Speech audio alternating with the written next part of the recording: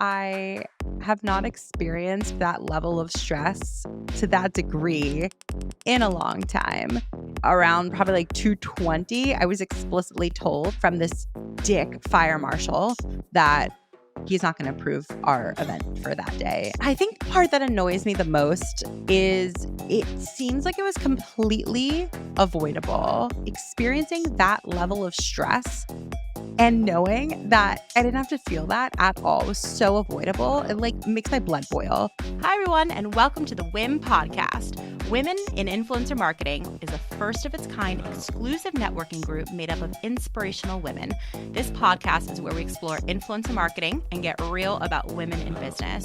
Find us wherever you download podcasts, and of course, you can always find us at iamwim.com. That's iamwim.com. Hey guys, welcome back to the Women in Influencer Marketing podcast. My name's Jessy Grossman. I know many of you know that because you tune in every week.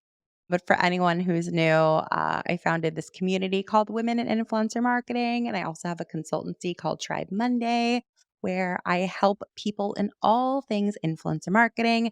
And of course, WIM is a community, a hive mind, a mentorship program, career resources, all sorts of stuff, all related to supporting women on their path in the influencer marketing industry. This week's episode is definitely one that I'm excited to chat about.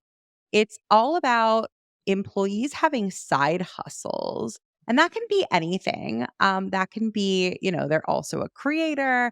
That can be they create t-shirts or like whatever their side hustle is. But I think that I would love to explore today with you guys the fundamental question: should your employee have a side hustle? So we're going to get into that this week. I hope you stick around.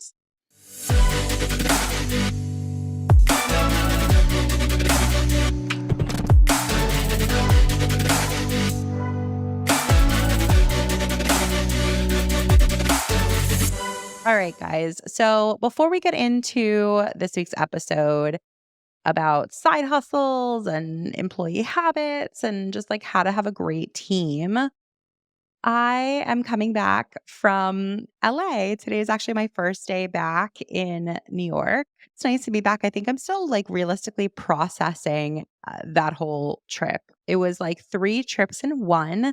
The first part was our LA experience, which was the day after I arrived. And then I went over to Anaheim for VidCon, and that was like a multi-day event. And then I just spent time with my best friend who just had her first baby. He's 3 months old. And I just got baby snuggles for a few days, which was really, really nice. So I'll recap that a little bit because I'm sure some of you guys are curious. I know I've posted a little bit about on social.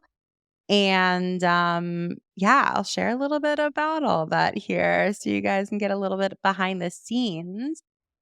So our LA experience, you guys, I feel like if you ask anybody who attended, I hope they would say that it was fun. It was a success. They had a nice time. I think that they would say that. From my perspective, it was a mess. It was a mess. I have not experienced that level of stress to that degree in a long time. And we planned the heck out of that event. Events are just a beast. I knew that things would go wrong because with events, if you just do enough of them, you know that inevitably things go wrong. Things are, as much as you plan, unpredictable things happen.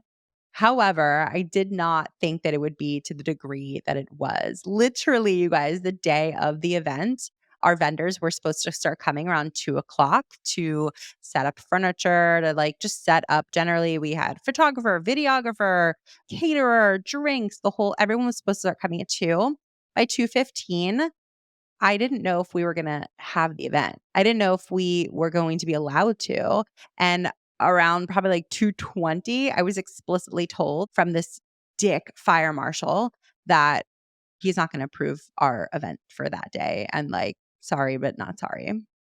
Understandably, I was panicked, literally on the verge of tears, but like, I think my adrenaline was pumping so much that I was just like, I can't fall apart right now. And I just went right into problem solving mode. I think the part that annoys me the most is it seems like it was completely avoidable. And I just know that, like, that's just a pet peeve of mine. I don't know about you guys, but like experiencing that level of stress and knowing that I didn't have to feel that at all was so avoidable. It like makes my blood boil, makes me so mad. And also, unfortunately, like I didn't really get to enjoy the event at all. Like I can get over things. Like if something goes awry, I'm not traumatized by it. I'm not like sitting around like, for months on end thinking about how terrible of an experience it was. But like it legitimately takes me a couple days, like literally 2 days, 2 full days to like come down from that level of disappointment or stress even. So we ended up taking the risk and putting on the event, even though we did not have this like ridiculous fire marshal approval.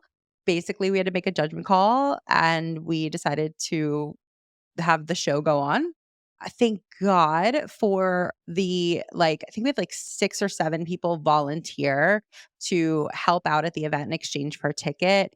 And like, thank God for all of you guys because while I'm like running around stressed the fuck out, trying to get it all together and, shift my mindset from this like approval not happening to just producing a successful event, you guys were like getting everything together and like godsend, seriously. So shout out to all of you guys because I know you know who you are and thank you for all of your generosity. I think it's like a major takeaway, if I can go on a tangent for a second, from my entire trip in LA.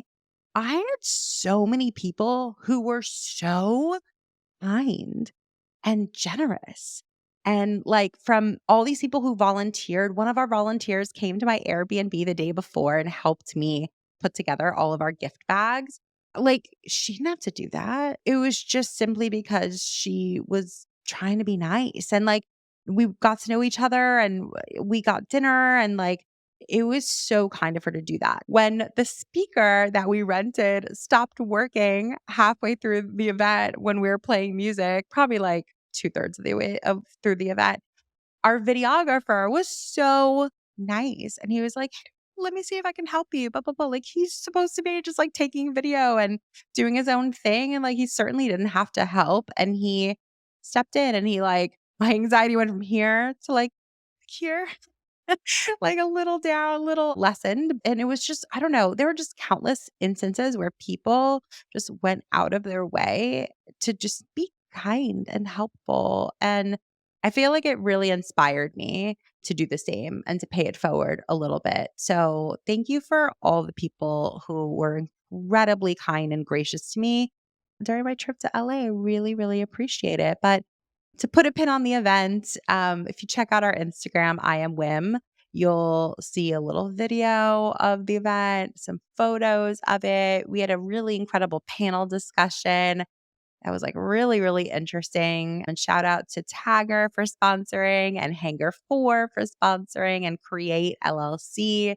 We had a couple of those folks on the panel and like that was a good conversation. And then we just like the theme was endless summer. So we had pool floaties everywhere. We had this really cool 360 photo booth. We had headshots for people's LinkedIn being taken. It was good. I can appreciate it through the photos because if I'm being 100 with you guys, I wasn't having a good time in the moment, which sucks. I don't know if any of you guys can relate to that. I wish I was, but I was just so stressed. Anyway, so then I took a couple days after the event and headed over to Anaheim for VidCon, which was a really nice time. The first day that I got there, I just like went straight to this outlet mall and like went to town. Love a good outlet mall. Got a couple cool things from the Bloomingdale's outlet. So nice. To actually both of them I wore on stage when I was speaking on Saturday. Shout out Bloomingdale's. It was my first job in New York too, fun fact. Anyways, the outlet mall was super fun. I just got to like decompress and like chill and then like casually check into my hotel, get my badge, et cetera, et cetera. And then VidCon began.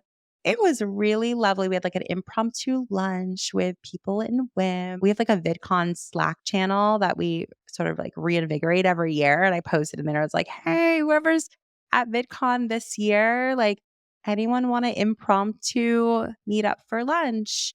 And three of you guys came, and it was just like really lovely. We talked about all kinds of things from like work to babies to fertility issues to what it is to get a babysitter. It was really, really nice getting lunch with you guys. So, shout out to you guys who came. It was really lovely to see you. All right, so I have to tell you guys a little bit about a company that I absolutely love. It's called Oversubscribe. So their co-founder Peter was actually recently on this podcast, so go check out that episode from June 20th. But basically, Oversubscribe is a place where fans can fund their favorite creators and earn back on that investment.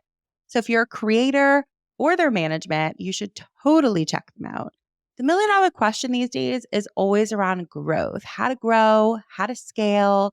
And if you're a creator who wants to expand your business, but you simply don't have the capital to do it, let your fans fund it, the people who are already invested in you.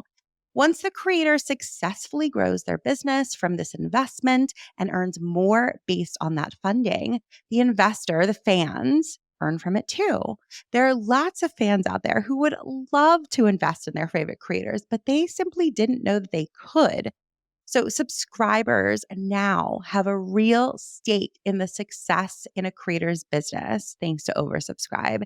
They can help them grow financially, which will then in turn make the content better, the quality of the content better, which will accelerate your growth as a creator just because you got some funding from the people who have already supported you for years.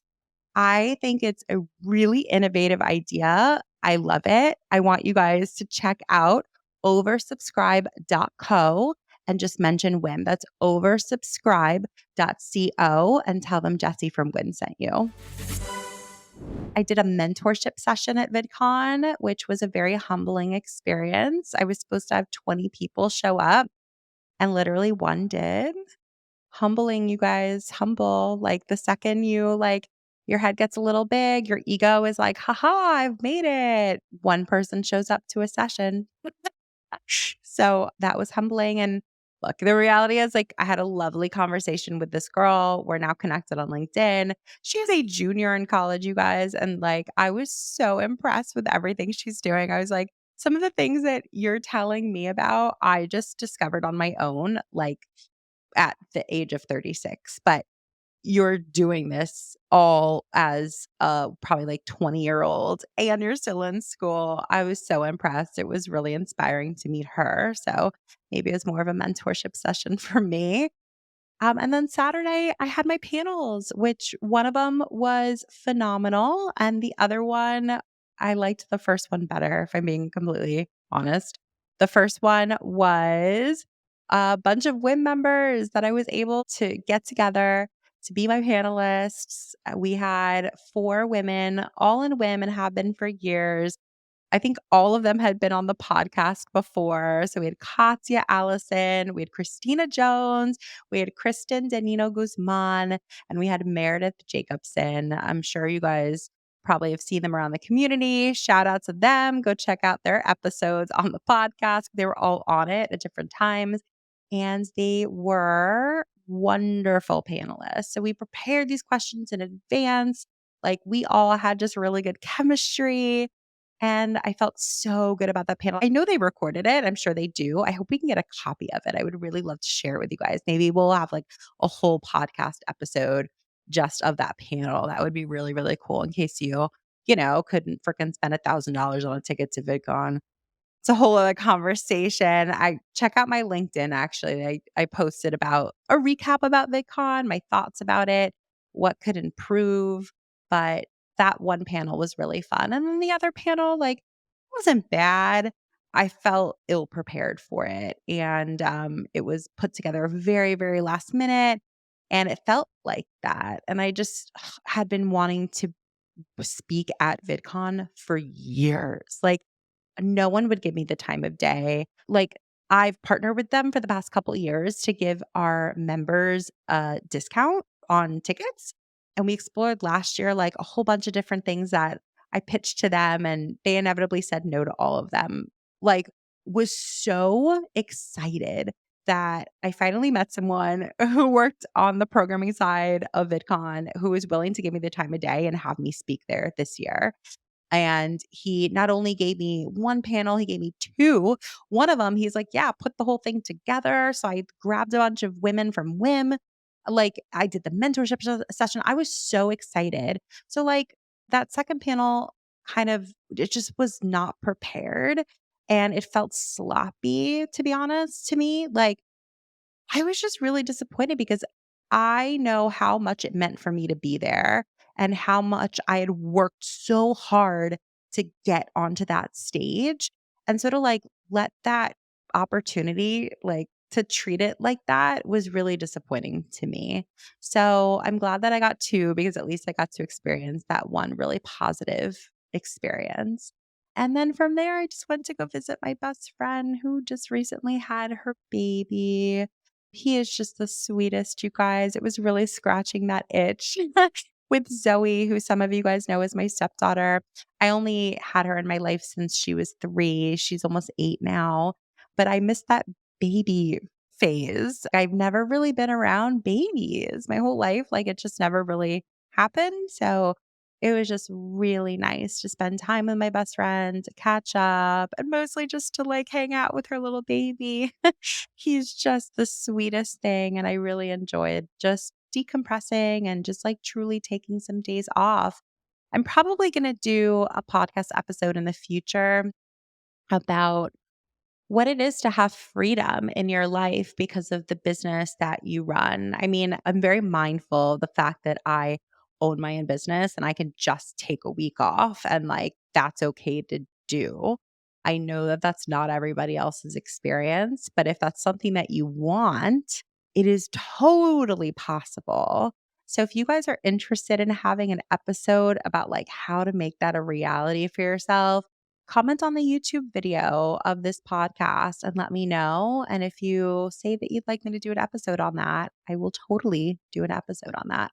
But today's episode, like I mentioned in the beginning, is all about employee side hustles. It's a topic of conversation I've been wanting to chat about with you guys for a while. And we're going to get into it today. Thanks for listening to my recap of my LA trip. I would love to hear from you guys if you attended the event, if you liked it, if you enjoyed it, if you attended VidCon, if you enjoyed that too. Again, like the best place to share this stuff is on our YouTube channel. So check out our YouTube. We'll link it below so you can just go right there, leave a comment, and let me know what your guys' thoughts are. All right, let's get into this week's topic. So there has been a resurgence, I would say, of people who are working full time roles as employees at a company and also simultaneously having a side hustle. I've changed my mind about it over the years. I will be honest and say that years ago, when I had a team and I was hiring people myself, I just wanted their focus to be on my company and my vision. And like, I didn't want them to be distracted. I didn't want to question, like, if they're on their phone or on their computer, like, are they just doing their business or are they doing my business? And I think that, like, many years removed from that and having a bit more perspective, I am all for employees having side hustles. Like all of us, all of you guys who are listening and watching, we're all like multi-dimensional people. And I feel like maybe like your early 20s when, we had more of like this hustle culture anyway, where you are like solely focused on this one job and you're giving it your all. And that's your only focus. I feel like nowadays, like especially post pandemic, there are just a lot of us who need to like scratch an itch, like a creative itch. Get a little bored by doing the same thing all the time. Basically, by having a side hustle, I sort of just equate that to having another passion, something that's important to you.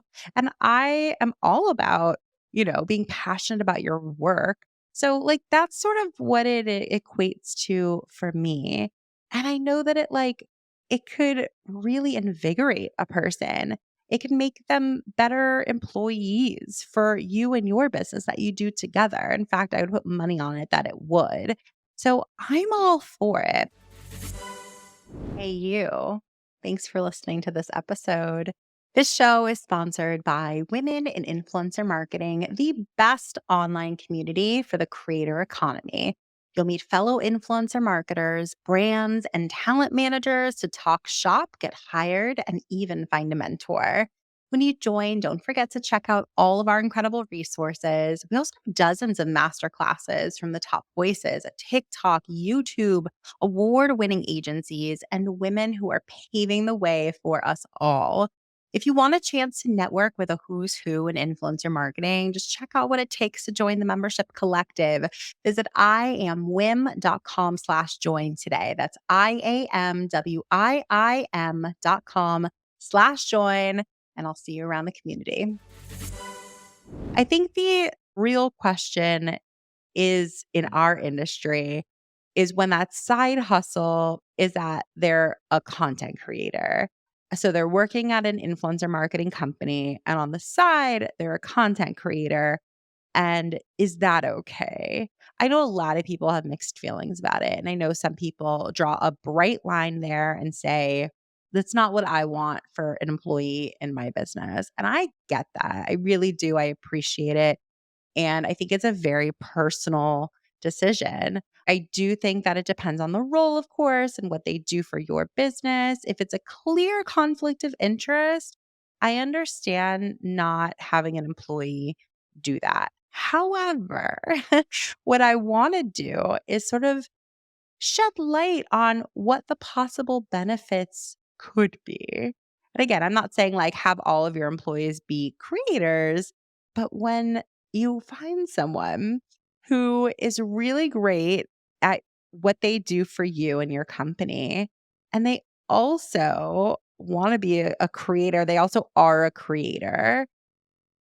I don't think you should immediately like say that's not okay. I think even in the hiring process, if you find a candidate that's fantastic, but they happen to also be a content creator, like don't disregard them simply because you made this arbitrary rule in your mind and you believe it's a conflict of interest. And I will tell you a million reasons why, but a few today. One, perspective is so important. So if you have a person who's like running campaigns, let's say, and they're also a creator, that perspective is going to be so valuable in their interactions with the creators as the campaign manager. Why?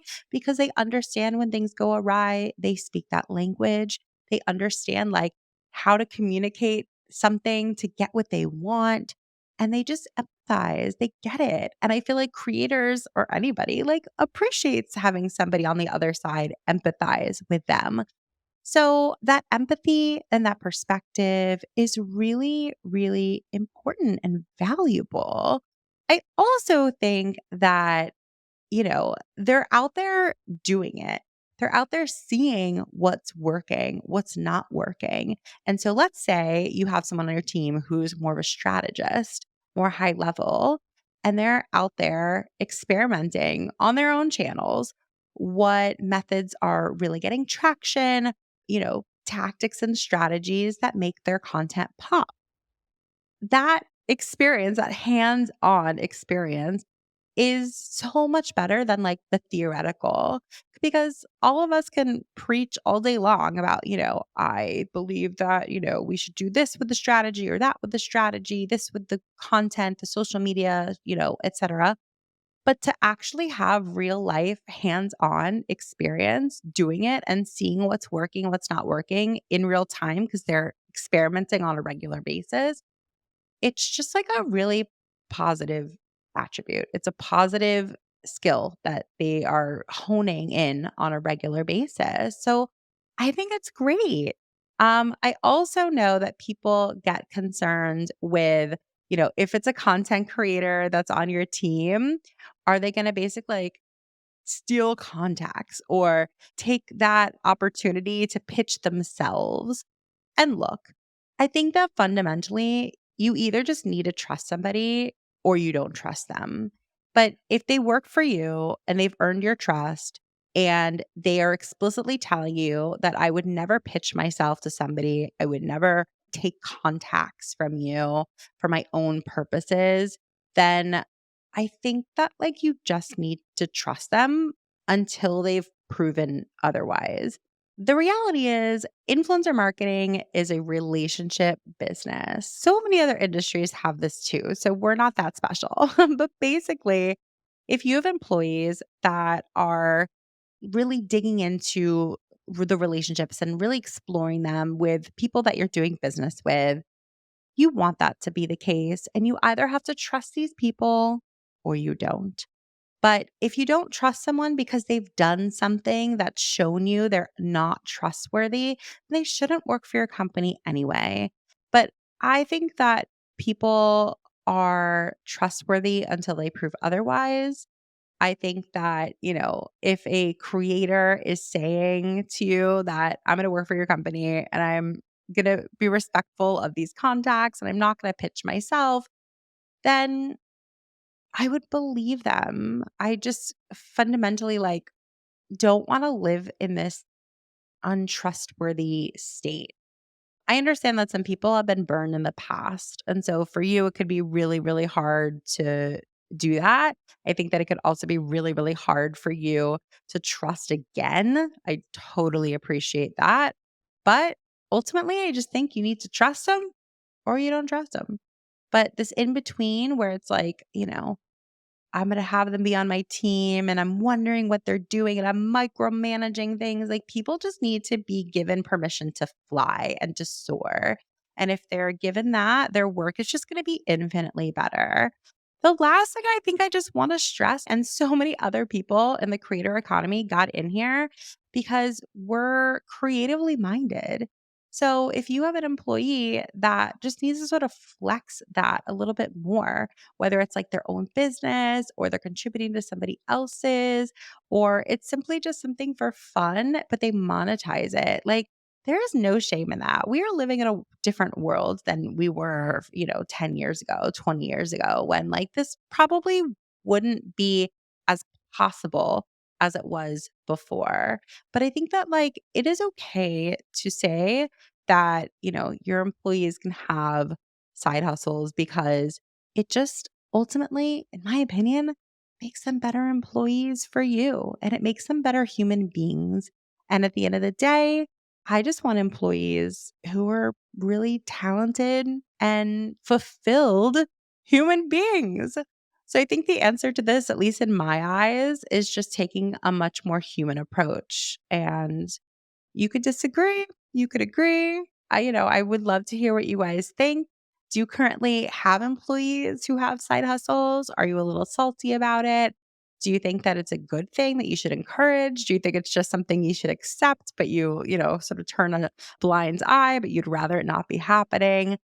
I'm curious what you guys think, but yeah, I mean, there are of course certain circumstances and context that matters around all this, but ultimately, I think it's okay. I think it's a positive thing actually.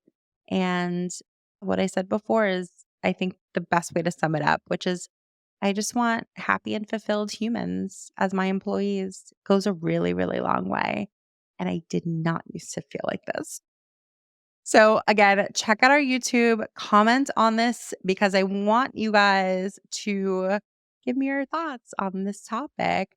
Thank you guys so, so much for tuning in, and we will see you next Tuesday. Bye, guys. If you enjoyed this episode, we gotta have you back. Check out our website for more ways to get involved, including all the information you need about joining our collective. You can check out all the information at iamwim.com. Leave us a review, a rating, but the most important thing that we could ask you to do is to share this podcast. Thanks for listening. Tune in next week. Tune in next week.